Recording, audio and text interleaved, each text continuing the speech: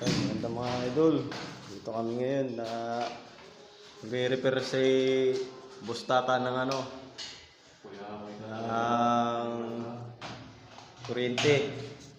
Electrician to, electrician matic, disabog.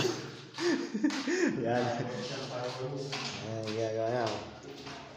Pagsaksak niyan sa susunod na araw, pag may nakatira na, hindi pa Pasko, puputukan na. Yan. Pum! Yun, lumanag na. Maganda nga hapon. Yun.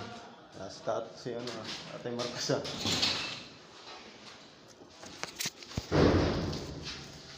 Dito kami ngayon.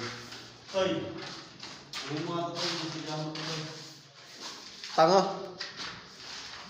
Hindi mamasilyan yan. Mamasilyan yan. Parang yun. Mamasilyan na nakalubog yan, oh. Hayaan mo siya dyan. Dadaanan din yan.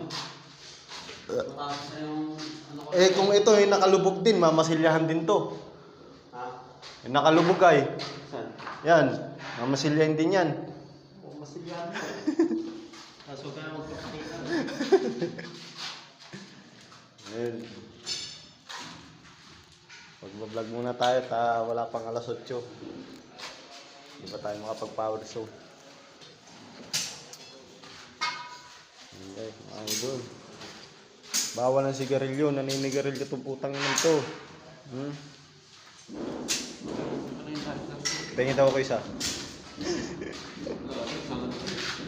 Ano mo, puro ka na si isa eh. Oo. Oo. Lighter po. Ayun, bilhin nyo guys na lighter. Oh. Ayan. Maya pa tayo guys. Wala pang alas 8. Lilibot-libot muna tayo dito sa kanila kung anong ginagawa nito. Kasi dati nagkawalaan ng wire. Kaya nagsiwalaan kasi unti-unti nawawala. Ginagawa niya sinturon.